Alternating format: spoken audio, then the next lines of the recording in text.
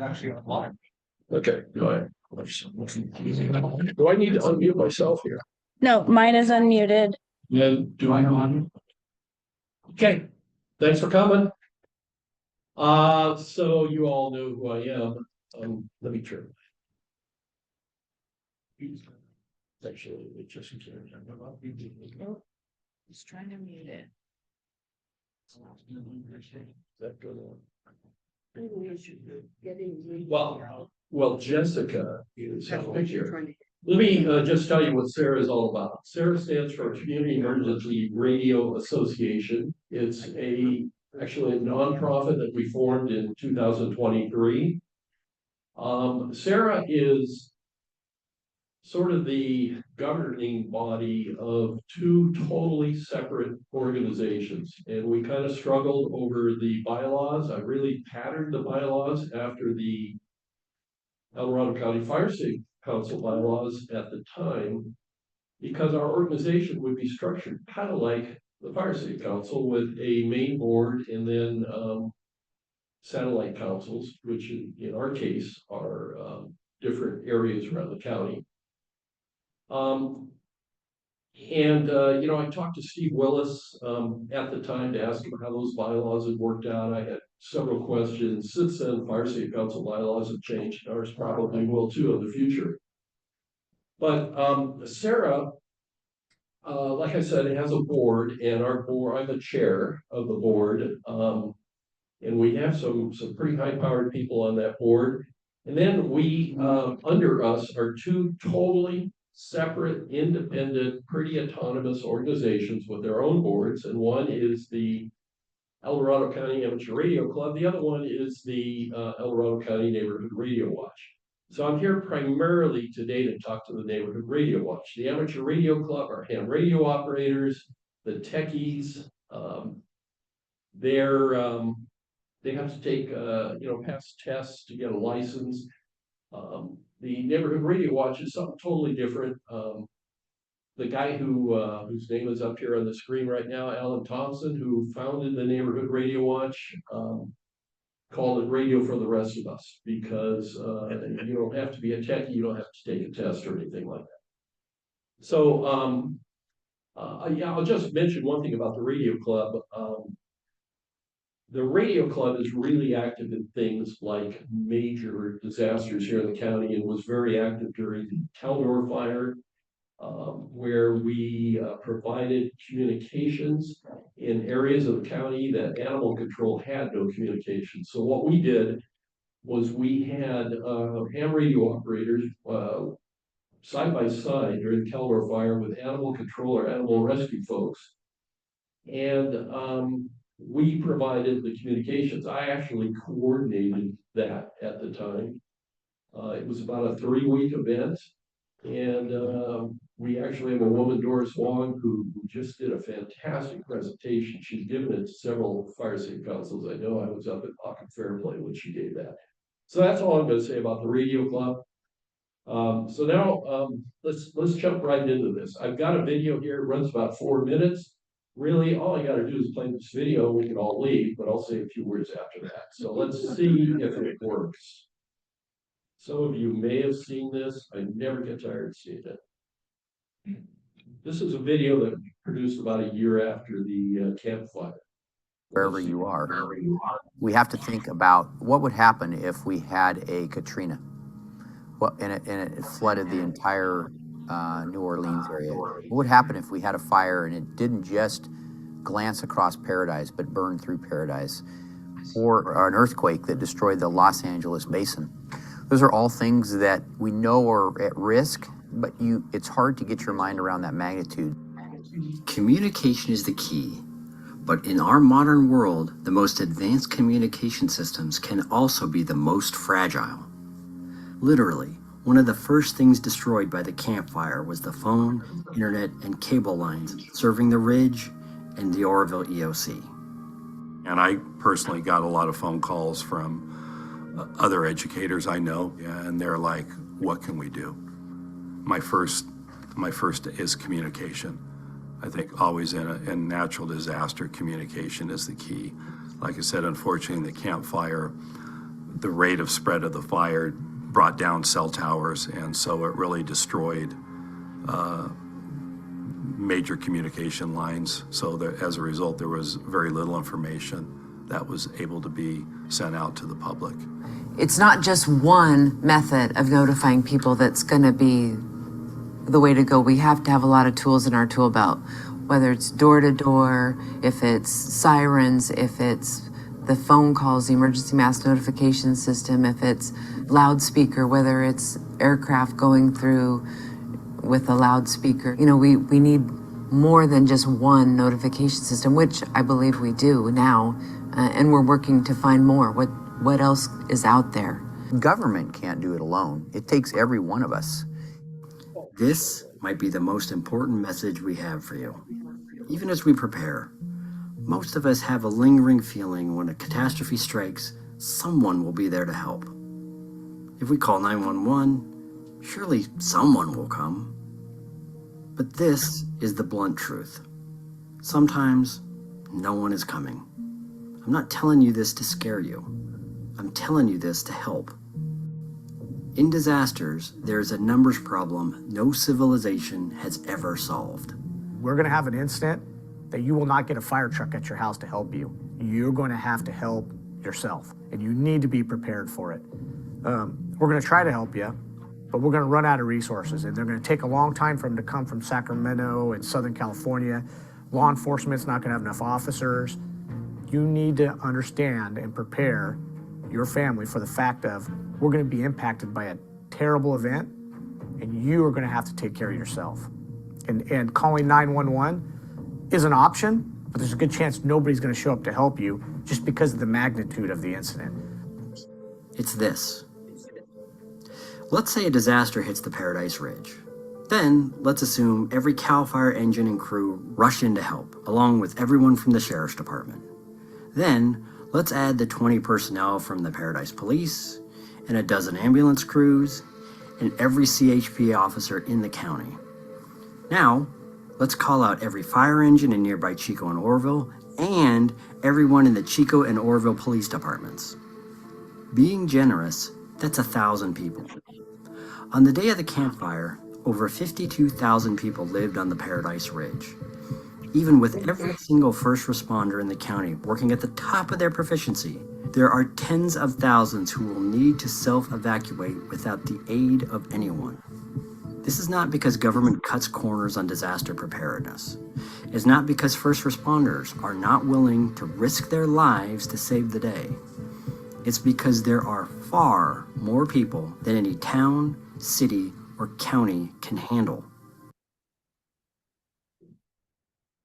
Okay. Yikes. So, so the Neighborhood Radio Watch was formed out of the campfire, the ashes of the campfire. And I'm going to, by the way, before I forget, I'm going to say a lot about watch duty. And I'm going to tell you why we love watch duty, but I'm also going to tell you where we do things better than watch duty and where they do things better than us. And we strongly recommend to our 700 or so members in the county that they have watch duty, but you're going to hear me talk about watch duty quite a bit in this. But I'm going to give you a little bit of a backstory.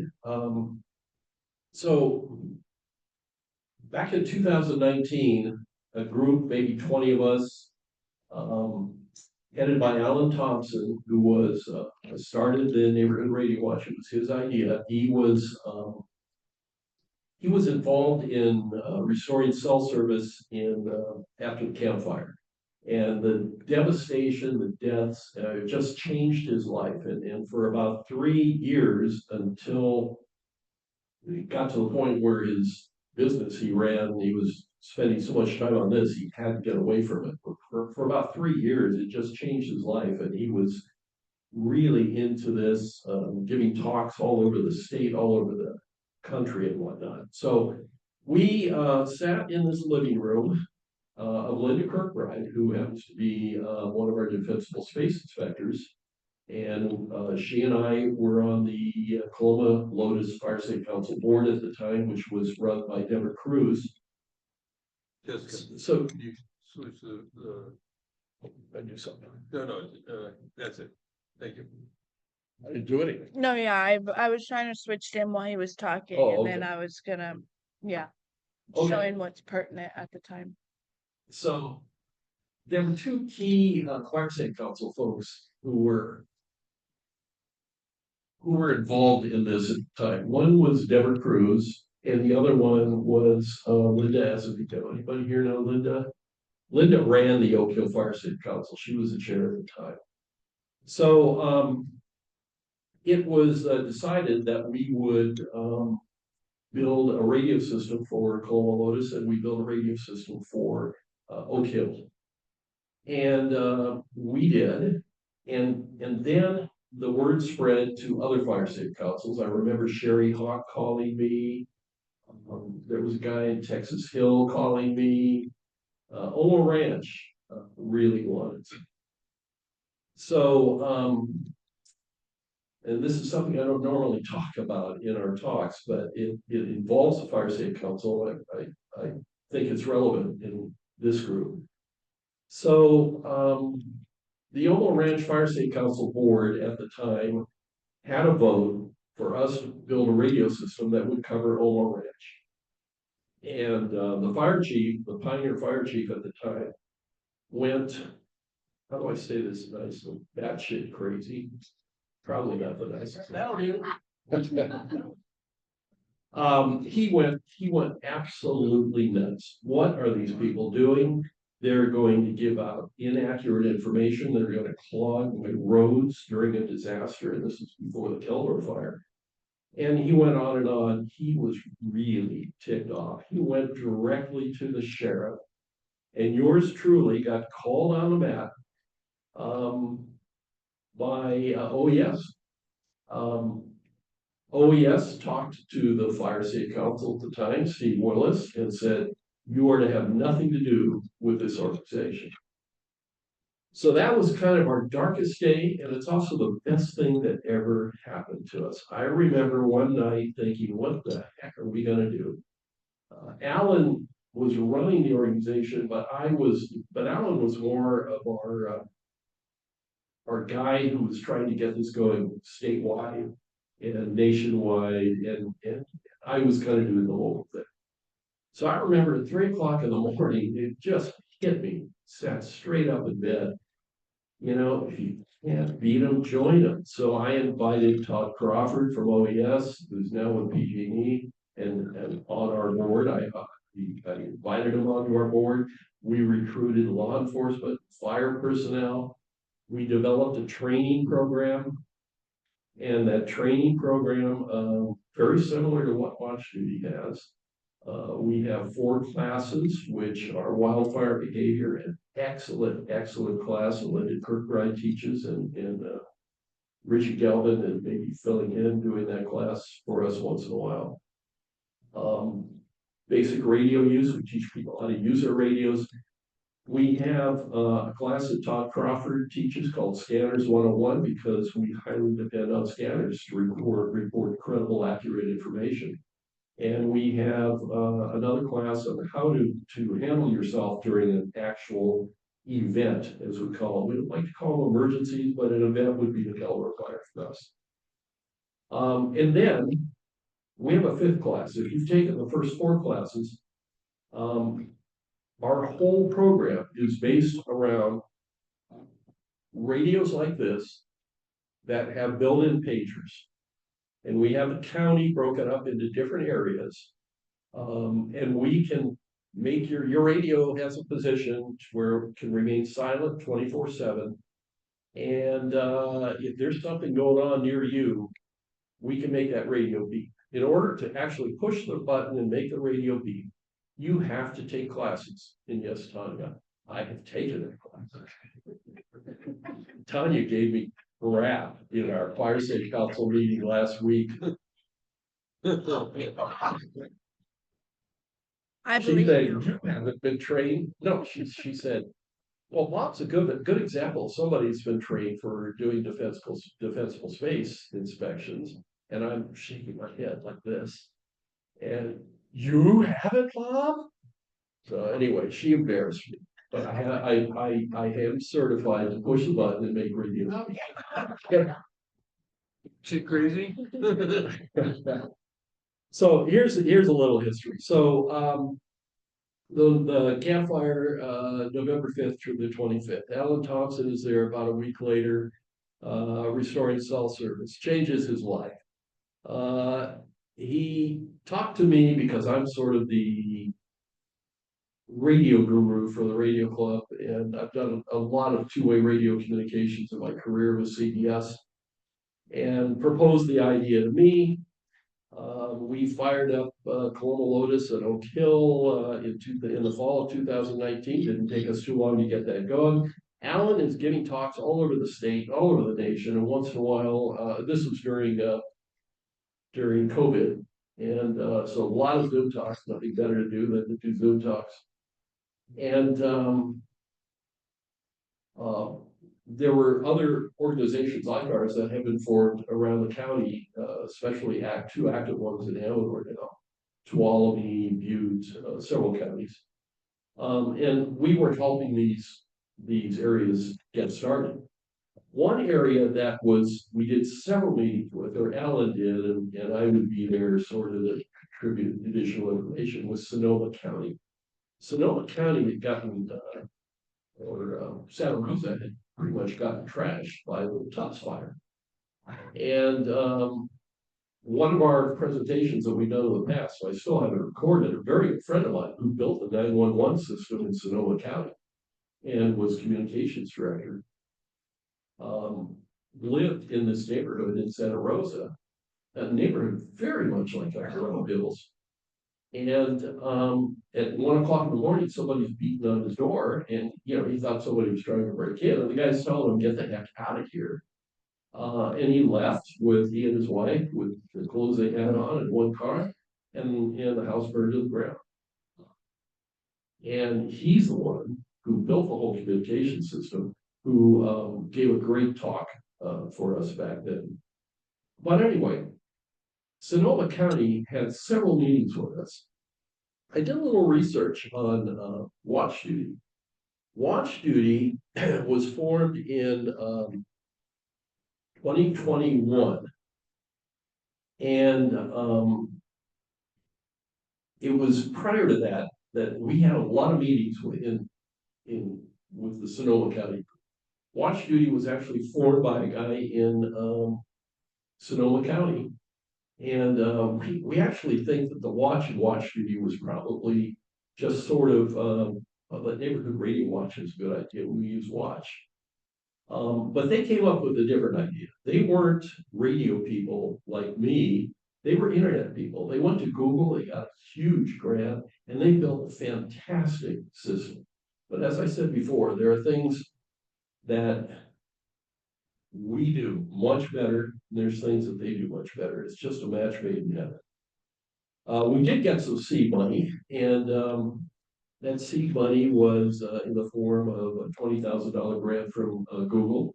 And we have a couple here in the county who don't want to make themselves known, but they donated a batch, another 20 grand. And that was our seed money, and that helped us really develop our radio system and get us to where we are today. By the way, this is a picture, not a zoomed in picture. I took from my deck of a fire going up Mount Murphy. And that happened, this is what got me to join the Fire Safety Council. I think it was around 2018 or so I started coming to meetings. So this is where we are today. We have formed 5 neighborhood radio watch groups. And I have a bunch of people on our board in this group here today are members of the Neighborhood Radio Watch. Ken over there with the passion shirt runs our Oakham or South County Neighborhood Radio Watch. Miss Elizabeth? Okay, Elizabeth is very active in it. I run the North County, Gary Ball, who wasn't, he's in his motorhome right now, but normally he's at this meeting with Rancho del Sol. Gary runs the Pollock Pines Camino. And Wayne, who is active in the Mosquito Fire Safe Council, runs the Mosquito group. And those, oh, and the Placerville group, Tom Booz, who is the member of the Placerville Fire Safe Council and a former hotshot firefighter, runs our Placerville group. So we, all these years, you know, we're just a little grassroots organization. We didn't get $1 million or $2 million or whatever Watch Duty got, but we slowly been building the organization, trying to fill in, as the Fire Safe Council would say, the white areas in the county that don't have service. One area that there has been zero interest is El Dorado Hills Cameron Park. And that's the same thing with Fire Safe Council. I mean, it took a while, other than what is it, Lake Hills, Steve Willis is, yeah. We have a hand online. Cord has a question. Yes, Cord. You know I'm going to ask, Bob. Hey, who's doing the West County, the El Dorado Hills and Cameron Park Neighborhood Radio Watch? You didn't mention their name. Well, I'm just about to get into it. Well, finally, good Lord. No, thank you. Thanks, Jessica. Sorry. You may very well be in. So where was I? It's Before I was open. brutally interrupted. West County's open. Yeah. So, oh, I was saying that there was zero interest in El Dorado Hills and Cameron Park. Very little interest. And Sign me you know, up. we almost- I'll do it. You're So hired. after the LA fires this year, our website started getting hit by all kinds of inquiries from El Dorado Hills and Cameron Park.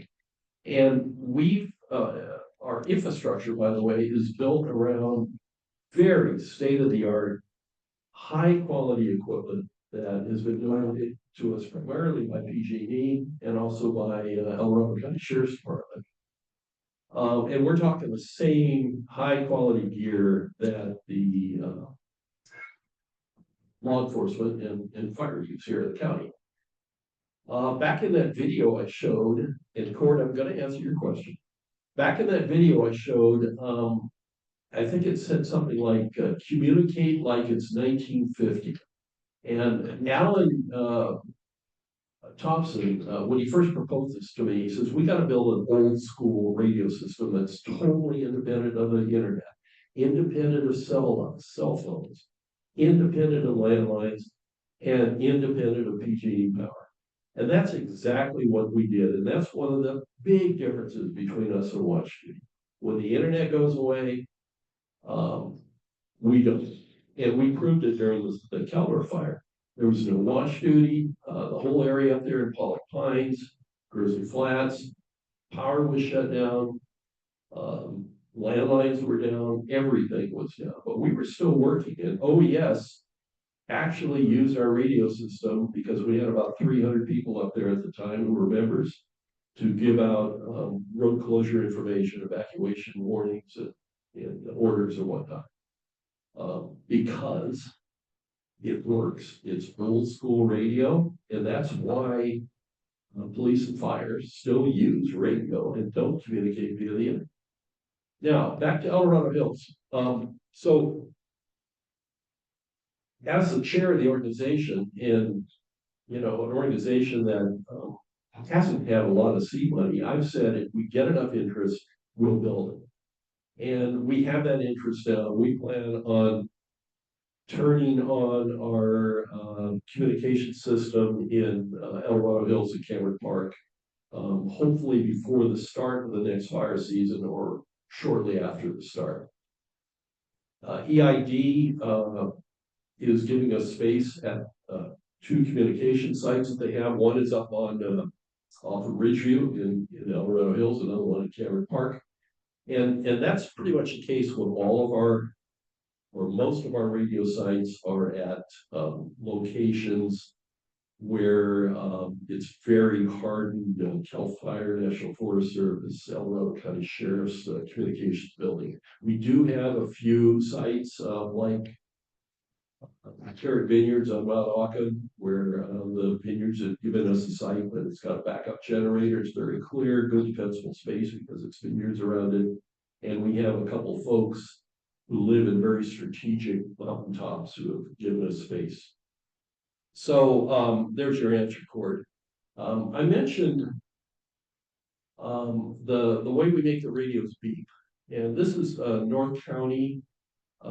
That's something we're working on right now. We're dividing the North County up into 5 or 6 different areas, whatever you see here. So if the fire is in Cool, for instance, I may be very close to the Pilot Hill area, and like I said, this is based around perimeter map. We'll just make the radios in that area beep if the fire grows, or if it's something like another campfire where it's ferocious winds coming from the northeast and the humidity is under 10%.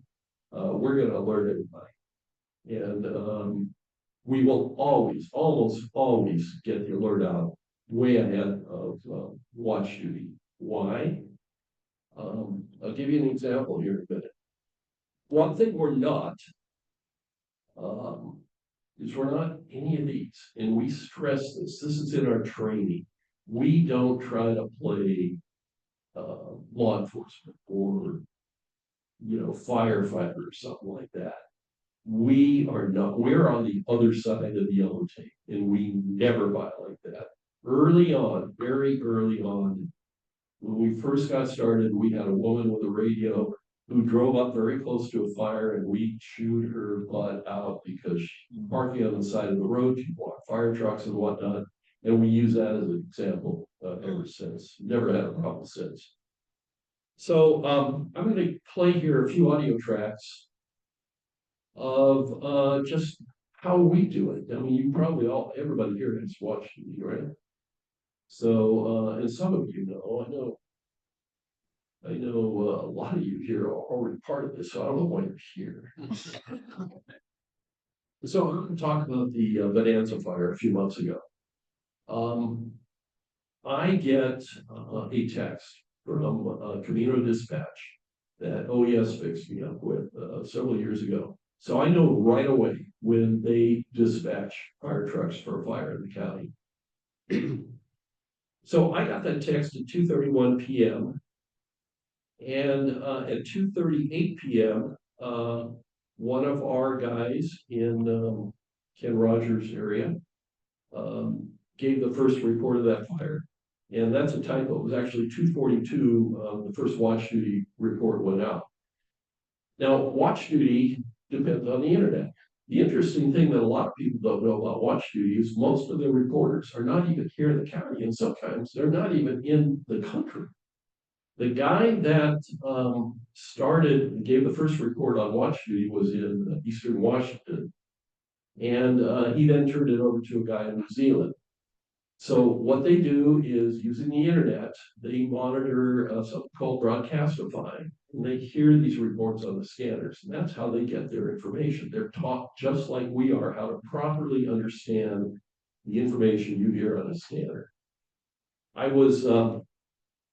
We had a generator put in recently as a grant up at our site for Pollock Pines Camino. And it was a grant from the Women's Fund of Colorado. And part of their policy is when they grant money to an organization, they have 6 people who will come up and inspect everything you've done. And it was very interesting because they didn't know anything about what we did. So I explained everything to them. And Gary Bull was up there showing him around this communication site that we had where the generator was. And I get a text that there is a fire on out in the North County. So I have to have one of these little radios with me, and I called to make sure that people in North County were aware. And they're taking pictures of me on my radio, And that was it. And then Gary showed them around the building. 20 minutes later, watch duty went off, and all their phones went off with watch duty. And that really impressed them that we knew about this that much faster than watch duty. And the reason, because we don't depend on the internet. Okay, so. WS801 with a advisory. We have reports of about a half-acre brush fire starting. Okay, that didn't work. Let's try this one. These are actual, I mean, this is what I really wanted you to hear. For some reason, WS801, update on the Bonanza fire. As per incident command, it is approximately, at this point, 10 acres, heading south, downhill, if I had the speaker playing in heavy brush. They have brought in 5 extra trucks and 2 extra water tankers to the east side on Marcellus Road to help with additional containment. Again, is per incident command, approximately 10 acres, going downhill on the S801, update on the Bonanza fire. As per incident command, it is approximately, at this point, 10 acres, heading south, it's native, it's downhill, embedded in heavy brush. like the other They have brought in 5 extra. Well, let me skip it. I mean, basically what he's doing is he's giving the same kind of report that you will see on Watch Duty. And he's giving if you were able to hear what he talked about, one of the things that we're trying to do is always credit the source of the information, because the number one thing that we're taught is we have to be credible. Any information we give out has got to be credible. It's not, I heard on I'm going to say channel 13 because that's where I worked, that on channel 13 news said this. That is an absolute no-no. He's going to say, per the incident commander on site, the fire is now grown to 2 acres. And you would hear him saying that. So, so that's what we're taught. Now, this because none of it's going to work. Johnny, WRUE 989, trying to find somebody with a horse. Keith Thompson, who did a lot of this. He was our reporter at the time. And that's a picture of his operating position at his house. So you can see what he has up on the left are the cameras, alert wildfire cameras. He has a perimeter map up, and you can see instantaneously if there are any changes in evacuation orders or warnings. And what the map was on the right over there.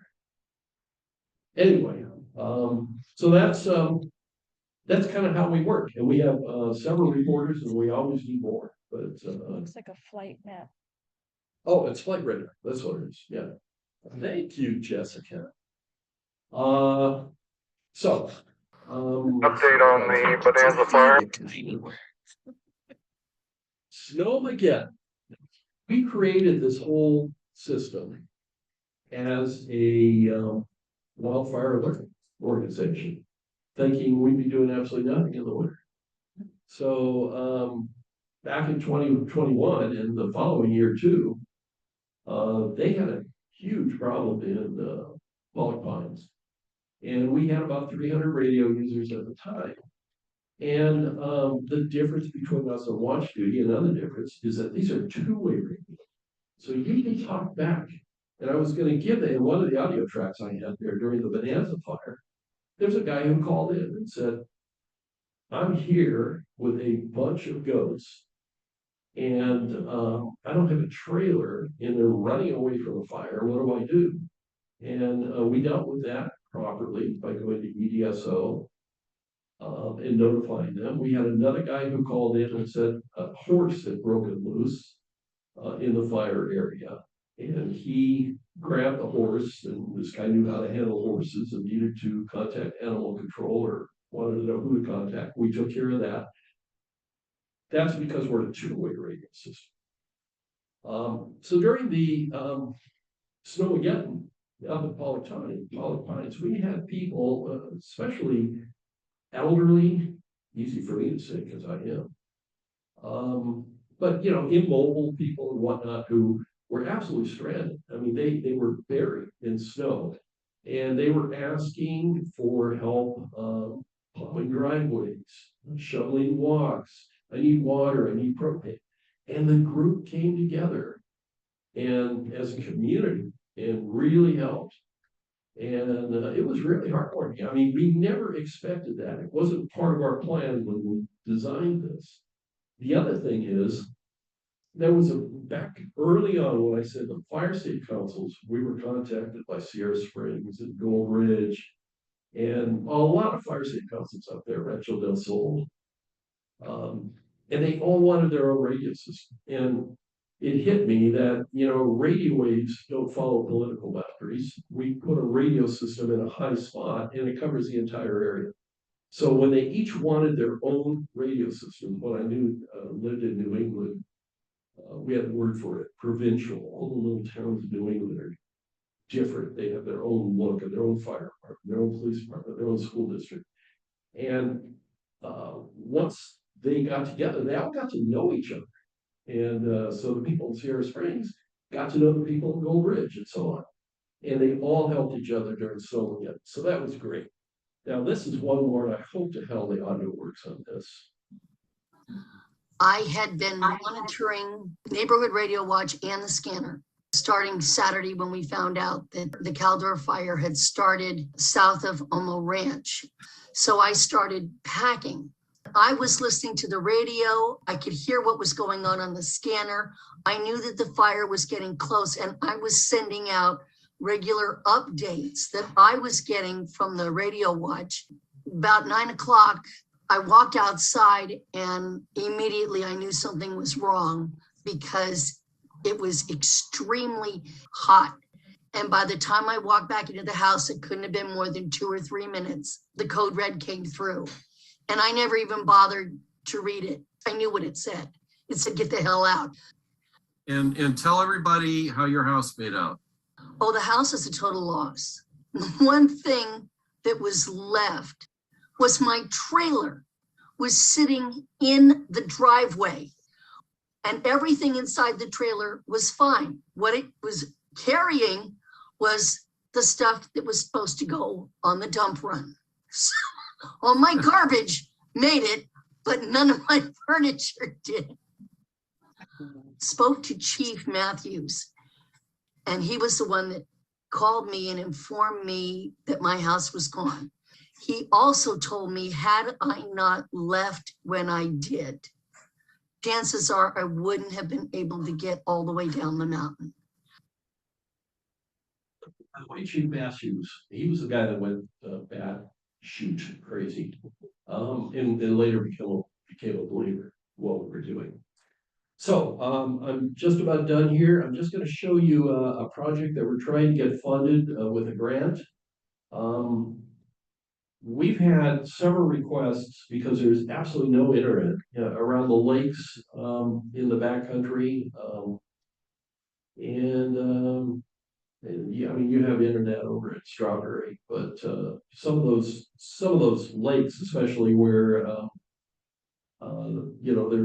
there's houses occupied or trailers occupied during the summer months. We've already had the equipment donated to us. We're working with a lease of the National Forest Service right now at one location, which is Bald Mountain east of Georgetown, and on another location on Big Hill off Vice House Road, where we're going to put up a high power paging transmitter, VHF paging transmitter, and the green shows the area covered. So what that green means is you're in that green area, you have all these little old school pocket pagers. It's going to beep, and then you will hear an announcement on the pager. So, and we also have in our plan to actually build a neighborhood radio watch group out to serve that area where people can get on a two-way radio and talk back. The first thing that happens probably will be the paging system.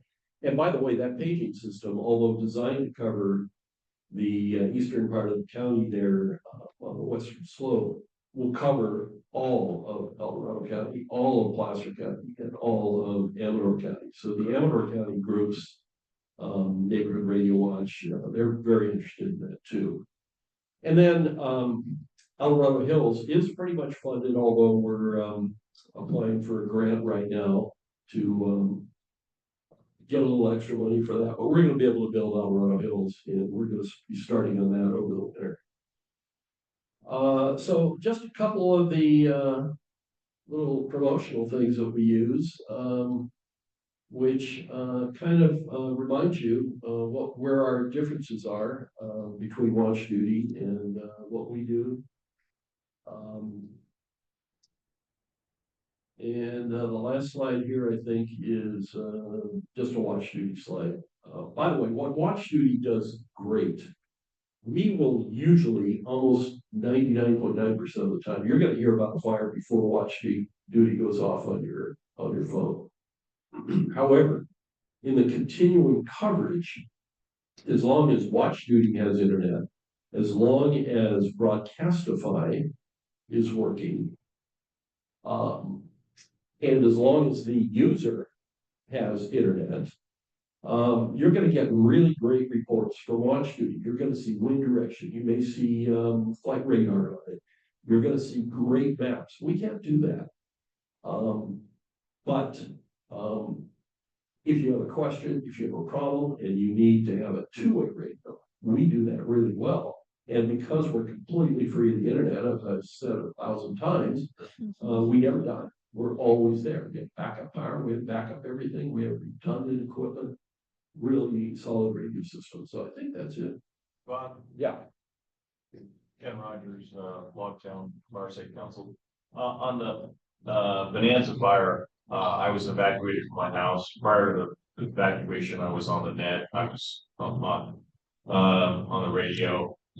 And prior to getting evacuated, the IC, Chief Vickers, had requested PG&E to shut our power down. So power went down first. And when that happens, no internet. I had my phone, but at that point, you have a finite battery in your phone, and you want to make certain you have that available for communications. I had the handy-talkie. We evacuated.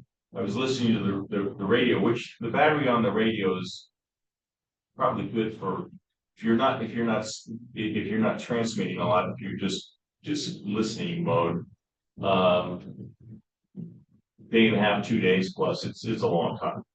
So that in itself gave me the ability to listen to what was going on with fire activity, take calls from family members, etc., and really toggle between the two. I evacuated to a friend's house, and everyone there was like, "Oh, you can listen to what's going on with the fire with the radio." Yeah, so it was very, very helpful. Yeah, and the South County is, Ken's in Logtown, particularly fire-prone area, I think, part of the county. We have a site. One problem we have in the Logtown area has been because it's a ridge. If you live on the west side of the ridge, they've had very bad communications from our site. So we built a site out with Trove, and so we have that South County area. By next fire season, it's going to be really tied together very nicely with solid communication. I'll note that there's, and I mentioned this to Angel, other than a very small fire safety council there in that whole area up down South Shingle Road, French Creek, there is no fire safety council. So once we get the whole South County tied together with rock solid communication, and that will definitely be here in a few months. We're going to be calling a meeting at the Shingle Springs Community Center, inviting people in, doing the same kind of talk I'm doing right now. And I really want to see if I can get Angel to join us there, and we'll also talk about fire safety council because they need a fire safety council there. Anyway, that's it. Any other questions? Thanks, Bob. I've got a question. Is it on? Okay. Apple Hill, now that we're in the season, we know that it clogs the roads as it is. Is there any, I get concerned about the amount of people that are up there, all the tourists clogging up the roads as it is, trying to get residents out and getting the growers to understand, is there any communication system that they're notifying all the, the tourists that are up there that are pulling their cameras out and probably taking pictures of, wow, look at this fumes that are, look at the plumes and everything else that are going on, but they're not understanding, you need to get out of here. If there's a fire, you say. You bet your life. So, and all that's gonna do is just, for everybody that is east of where the clog is, if there is a major fire going through, have any of them reached out? Have you talked to any like the Apple Hill Growers Association or? Actually, our CERA secretary, Tony Miller, owns a apple ranch in Apple Hill. And is part of the Growers Association, but no, we haven't talked to him. Let me just say one thing. I wasn't going to bring this up because I don't want to confuse everybody. In order to get this going on a budget, we did it in some FCC spectrum called GMRS, General Mobile Radio Service. It's used a lot by four-wheelers. It's sort of CB on steroids. And we never planned to be there very long because we wanted rock solid, secure frequency protection from interference and whatnot, which was going to cost us $10,000. And we are in the middle of making that move right now. And we're moving to public safety spectrum, FCC's public safety spectrum, same kind of spectrum protected for law enforcement and fire. GMRS, it's illegal for a business to have a radio. And we've had several businesses say, can we have a radio? Because there's a place, bakery in Coloma that she says, I'm here all night long baking and I can, be one of your reporters, report things. And now the new public safety channels, were really wide open for giving anybody a radio. But I get your point, and I'm going to mention that to Tony. Okay, thank you. So, Bob, so you're not amateur radio, you're on GMRS, and you're moving toward the public safety band at this point. We just got our license from the FCC for Ken's area, the whole South County, for Pollock Plains Camino. We're waiting for the license for the rest of it. Okay, and so it'll be a transition, and will you be using the same equipment and just Same equipment. changing the frequency? This was our plan that Linda Kirkbride's living room in 2019. We drew up a plan, and the plan included this high power VHF paging for little pocket pagers, but it also included any radios that we recommend. From day one, we'll have built-in pagers and will be legal to use in public safety spectrum. Oh, cool. So, I worked the floods of '97 and Katrina and Camp Fire and Tubbs Fire. And I just note that in '97, on the floods in the valley here,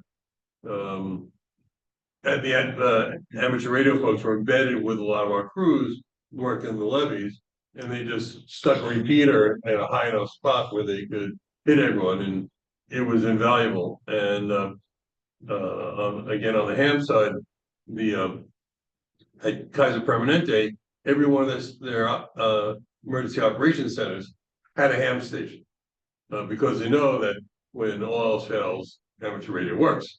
And just basically sits, saying. Quick question: you said that it's on my personal side. EID is providing a location for some of your repeaters. EID is providing, there's a water tank off of Ridgeview. I think it's on Patterson or something. Right. And they've offered 3 different sites to us for Cameron Park, and we're trying to find I've been doing the modeling, trying to find the best site. Okay. By the way, you said, you made a comment, when all else fails, I think. That was the title of our grant with the Women's Fund. We asked for the generator for Pollock Plains Camino when all else fails really says a lot. Right, because it's low tech, right? And we all rely. And I used to teach a PIO class. And one of we need a PIO. Yeah, no, shouldn't say anything. But one of the credos is always, be first, be right, be credible. And you were talking about, being credible. And I think you're hitting on all that. And the other one of the credos is get the right information, the right people, the right time, in the right format, so they can make the right decisions. Kind of like amplifying what what the woman is going. I gotta get out of here now, right? That's making the right decisions. So, and do you do any data or is it just voice? No, we don't. The paging transmitters, which are being donated to us by a communications organization in Stockton, are capable of data. And we don't, unless we get a grant, we don't have the money to buy these data pagers. And we also, I mean, our goal from day one was to make these radios available to our users for under $100, which we have. And we will make a little bit of profit because right now that's really, other than some small grants, it's been our only means of support. The pagers, we can buy these pagers, these old school tone voice pagers. Fire still uses them. You can buy them on eBay in bulk for $15 a piece. We want to be able to buy them and give them away to people who are low income and whatnot. But believe me, I want to go the way of data pagers because we can put a lot more information on it. And once again, it's totally independent of the internet. That data is going to go right through to. And so speaking of that, when you move to the public safety band, is there a license or is it? Yeah, we have it. No, for the individual users, no, like a ham operator. No. The GMRS requires a license for the user. It's very simple to get. You go on the internet and you fill out a form, you pay $35 and you get it emailed to you the next day. But everybody, Courtney and Ken and everybody else here who may be a member, has had to pay that $35. There will be no, we just say you're on. This is it. We'll give you a unit designator. And that's it. No license required for the user. Super. Thanks. Yeah, and by the way, one of the I said the Neighborhood Radio Watch and the Ham Radio Club are two totally independent, autonomous organizations that have very little to do with each other. But we do leverage the technical capability of the Ham Radio Club. They do have a very nice communications trailer with a 50-foot mast, and we do have equipment. We're actually rebuilding it right now, but there's equipment in there that will operate if we were to lose a Neighborhood Radio Watch site during a major wildfire. We could then deploy this trailer as a temporary site. So I mean, that's how we kind of leverage the equipment. Okay. Yes. And then me, Okay.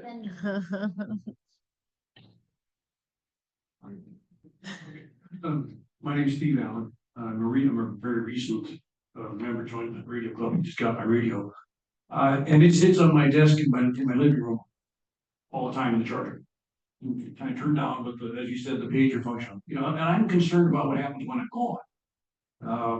I like the idea of the pager. I spend half my time in the summer up at Echo Lake, up at the summit. And I'm one of the few cabins that survived Caldor fire. And so obviously I'm very concerned about it. The paging system. What can I carry with me all the time in order to get it? I mean, I came home a couple weeks ago and I found my radio beeping. But that's all it was doing. There was no announcement or anything. So I was concerned that I had missed something. You probably did. And so how do I find out what's going on? So all I can do is turn it off and it was not. So Now, let me stop you. It was probably vaping because we have every week we have something called a net, which is a check-in session. And 5 minutes before every net, we do a test, just like the county did a test of rave. We do a test 5 minutes before every net. So the North County, it's Wednesday, it's 6:25. Everybody knows that. That may have been the test that you heard because we haven't had any alerts in the Placerville area. right. And so consequently the radio sits there, in silent for days. And you kind of become complacent with it. Okay, well, nothing's happening. It's I don't carry it around with me all the time. So I'm curious if the pagers, as I carry pagers for years, is that something that would work up at Echo Oh, To let me know what's going on, so, you know, to. yeah, I mean, as long as you're on the west slope, it'll work. These two sites we've chosen are absolutely awesome mountaintops with, 250 watt paging transmitter. And these pagers are gonna work all over. I mean, you'll be able to hear that pager go off at Vacaville. When will this happen? We're gonna be working on this next summer. This is, right now, we're trying to tie down the leases with the Forest Service. And the Forest Service does not work fast, but they told us, you're getting the lease, we just don't work fast. So we're waiting for the lease, we've got the equipment. And then we have a guy, Frank Yost, who used to be the head of communications for El Dorado County. He's gonna be engineering that whole system. So I hope by next summer we should have something going. And Linda Kirkbride, again, one of our defensible space inspectors, who was a CalStar medevac nurse for 20 years, and also a volunteer firefighter, came up with a lot of our original ideas. And she's the one that came up with the paging system. It sort of started in this living room discussion about putting sirens in El Dorado County. And we all decided that's something El Dorado County probably never approved. That's when we came up with the paging idea. And Linda wants the page. She's still going to be about it. When are you going to go? When are you going to go? She wants it so when she's in her back 40 working in the yard, she doesn't have to carry one of these things on her belt. Yeah. So. Bob, here's my question. I need to visualize this. So I live in North County and I have something that looks like a pager in my house. And when there's an incident, flood, whatever, this pager goes off and tells me what to do.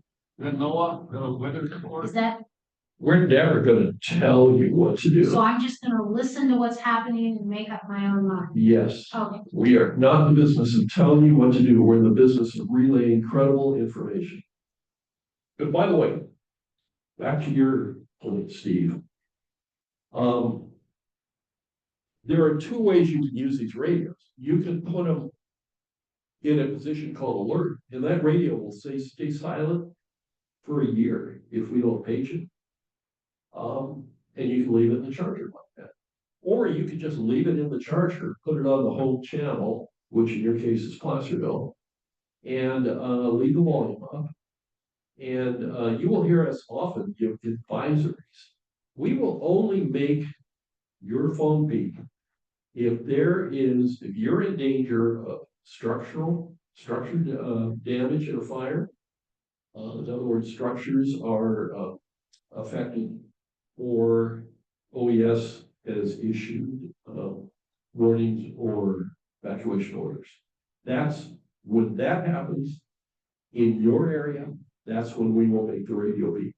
Otherwise, if there's a little tenth of an acre fire because of some moron, as somebody did yesterday, decided to do a burn thinking that, hey, it's cool down and I can do a burn. We will give alerts on those, just to let you know, because you may see smoke and wonder what the heck's going on. But if structures aren't affected or evacuation orders or warnings have been issued, we won't make the radio beep. So a lot of people will put it on alert overnight and leave the volume up in the daytime because they like to hear these reports, and we're very active with those. Yeah. When you switch over to the public safety frequencies, will the coverage be better? I've discovered that where I am, kind of by Safeway, is marginal. My squelch breaks frequently with something that is not intelligible, and I cannot reach the repeater very well inside my home. So I'm wondering whether or not coverage at the public safety frequency. The Safeway in Missouri Fund. I wouldn't think it'd be bad. I thought it was only 30 minutes, but we're definitely on. All right, we haven't. No. Oh. I mean, sometimes, you should definitely be able to hear it everywhere.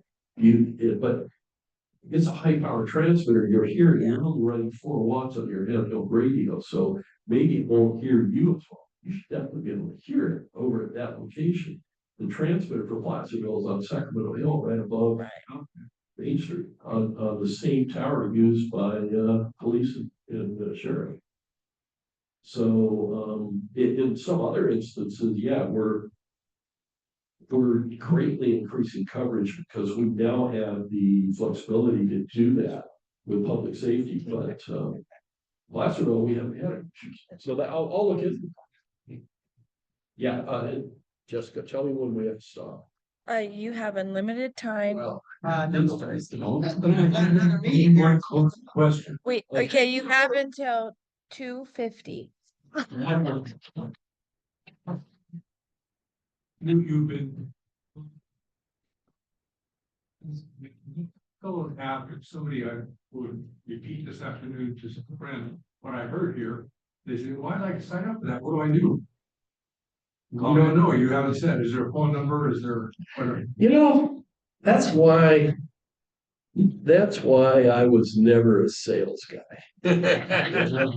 Is there information on your web? Yes, go to CERA, CERAFUND, CERAFund.org. There'll be a tab there for Neighborhood Radio Watch, and then you should find a lot of information there. There's a spot to ask questions, and Doris Wong, who, by the way, it's a streamlined site. We've had streamlined for years, even before the Fire Safety Council did it. It's a great website. Doris will then forward the question to the best person in the organization who can answer it. If you'd like a presentation at your fire safety council meeting. We've had one. Okay, great, thank you. Good deal. Cabby for our organization. Did. Alan Thompson came up and spoke. Oh, yeah, a long time ago. Yeah. Okay, well, a lot has changed since then, but What? Few months ago. This year. Gary, I think Gary did something. Well, yeah, Yeah. Gary's always talking. Yeah. It's Gary, we love him. Okay, I don't want to keep you guys any longer. And Perfect. Yes. by the way, I'm spending more money than I even want to think. I'm doing a home hardening project right now. And I mean, everything, this house hopefully will never burn if you knew what we were doing. And when I quit work, instead of getting up at 6 a.m, I now get up about 8 a.m. Except right now they start beating hammers at about 6:45. And so I've been walking around like a zombie for 2 weeks now. Sorry. I hope you are. Thank you, Bob. No. Later. Yeah, I'm working with contractors. Bob, who take. are we concluding? Yes, we are. I'm sorry. Just, do you want to announce it so I can? We're gone. We're going away. Hi, if you're watching us. Thank you, everyone. You